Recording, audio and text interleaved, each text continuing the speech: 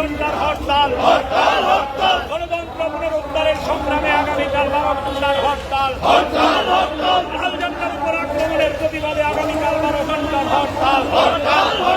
আদল ছিলেন খুনিদের অবিলম্বে গ্রেফতার করতে হবে, আদল ছিলেন খুনিদের অবিলম্বে গ্রেফতার করতে হবে। এই দাবিতে আগামীকাল 12 ঘন্টার হরতাল, আগামীকাল বামফ্রন্টের ডাকে 12 ঘন্টার হরতাল, আগামীকাল হরতাল, আগামীকাল হরতাল, আগামীকাল ত্রিপুরা বন সমর্পণ, আগামীকাল 12 ঘন্টা ত্রিপুরা বন সমর্পণ, আগামীকাল 12 ঘন্টা ত্রিপুরা বন সমর্পণ,